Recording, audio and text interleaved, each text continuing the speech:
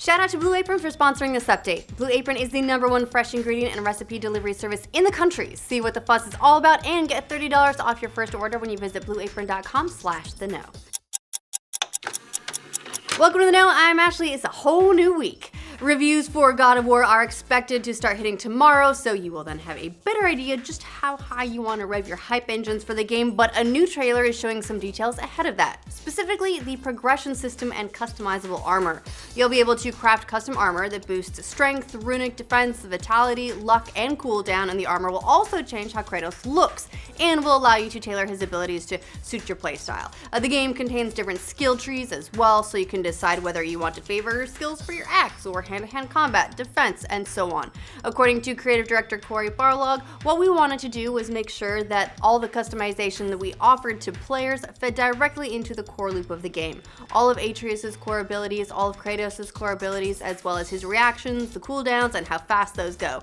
All of your damage, as well as your ability to take damage, all those things are factors that you can have control over. Just ahead of the weekend, we actually did a standalone story. It was the story of Knives Out and Rules of Survival, two mobile games whose developer NetEase is being sued by PUBG Corp thanks to the game's many, let's just say, coincidental similarities to PlayerUnknown's Battlegrounds. And in a surprise move that just about nobody saw coming, it looks like these PUBG clones are responding to the lawsuit by suing their own clones. Yes, that is a thing that is happening. According to a new statement from the company, as reported by MMO Culture, NetEase will begin pursuing legal action against games that take creative features from their games. It's like an Ouroboros of like irony, because I'm pretty sure they use the winner winner chicken dinner, which admittedly has been around as a phrase for a long time, but not necessarily for winning a video game, and yet. Publisher Electronic Arts has received quite a bit of flack over the last year. I mean, there was the Mass Effect Andromeda backlash, they shut down Visceral Games, most recently fans revolted over Battlefront 2 microtransactions, somewhere in there was the whole thing about Need for Speed and FIFA, and well, we could go on. But now one ex-BioWare boss is defending the company. Former general manager Aaron Flynn says that, contrary to popular opinion, EA doesn't actually force their developers to incorporate microtransactions or limit creative freedom with micromanagement of their games. So instead, hey, just blame the developers. Flynn said on a post-GDC episode of Kotaku's Split Screen podcast, "I think they're a great company to be part of because they care very much about the creative process. They care about that. So they want you to be successful, and they will do whatever they can to help you be successful. Every company's got constraints and things that you gotta do, things that you have to get done, but they're excellent at giving creative freedom for sure." Flynn also went on to refute the idea that EA forced BioWare to use the Frostbite engine, something that's allegedly caused a lot of behind-the-scenes problems. So basically, this means the developers can do whatever they want, and that means that there won't be microtransactions in Anthem, right? Right? One ex-GTA producer's quest to get a lot of money out of his former company has just hit a bit of a stumbling block. The New York State Supreme Court has dismissed most of the claims in the big lawsuit brought against Rockstar and Take-Two Interactive by Leslie Benzies, one of the minds behind the Grand Theft Auto franchise. In the lawsuit, which aired a lot of dirty laundry about Rockstar's culture, Benzies claimed the co-founders of Rockstar owed him somewhere in the neighborhood of $150 million in royalties, which is a lot. That's not something that you just like miscount, don't carry a 1 or something. While the court ruled that most of the claims don't hold up, they did rule that one of his claims about a 2012 royalties contract can continue in court, which is usually how these things work. You throw as many things as you can at the lawsuit and you hope that just one of them sticks so you can press forward. So while it's not over yet, this marks the second high-profile lawsuit brought against the company to be ruled on in just the last month, with the other one, of course, belonging to Lindsay Lohan. Now all they need to do is get that Miss Cleo one wrapped up, and I don't know, is Rockstar like litigation free? Is that possible? But on to some brighter news out of Grand Theft Auto, like the fact that GTA 5 is apparently the biggest entertainment product of all time.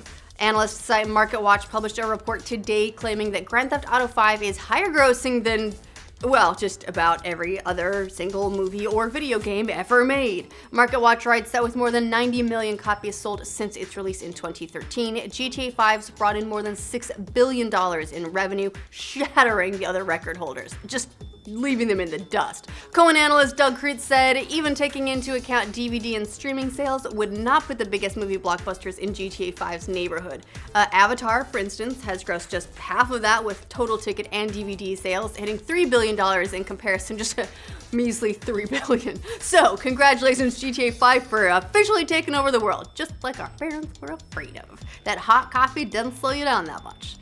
At a PAX East panel over the weekend, Square Enix dropped a ton of information about their future plans for Final Fantasy XV, which, may have released in 2016, but is nowhere near done and dusted, and it isn't going to be for years. They're currently working on 4 additional episodes to release through 2019, and are planning to release their multiplayer mode Comrades standalone later this year, along with 2 updates to that mode planned throughout the year. The planned episodes consist of one for Arden, a side story about the Star Scourge from Niflheim's perspective, one for Luna, and finally, Noctis the Final Strike, which, I don't know, that one sounds, just based on the name, kind of definitive. Maybe that'll wrap up their episodes. They did say that they added 1 additional episode beyond planned, so that might be the last one. Maybe that's finally at the end of the game. In addition to that, they announced there's a Shadow of the Tomb Raider collaboration in the works, but no details yet on what that will actually involve. Shadow of the Tomb Raider is out on September 14th though, so chances are pretty good we'll see it sometime around then.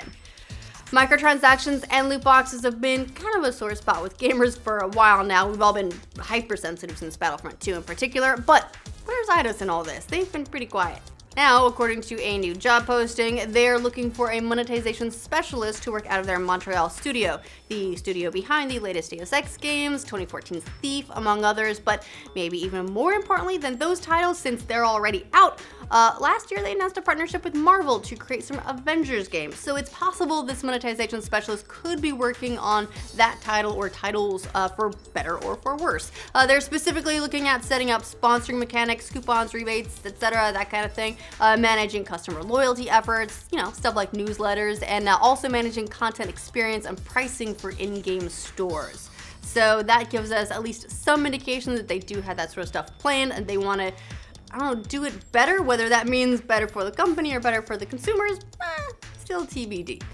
Black Panther is still setting records at the box office, with the superhero film clawing its way past yet another milestone. Passing $655 million domestically, Black Panther leapfrogged over Titanic to become the 3rd biggest film in US history, with only The Force Awakens and Avatar ahead of it, which are both heavyweights. Now, both of those movies have a pretty substantial lead domestically, and Black Panther is nearing the end of its historic run, so not too likely to catch up to either of those ones, but look, that's still really, really impressive for both Marvel and Disney. In total, the movies grossed around $1.3 billion at the global box office. Of course, all Black Panther's historic record setting might get surpassed in a few weeks here when Avengers Infinity War drops, so we'll be keeping our eyes on that one. But regardless, it's been a great run for that movie so far.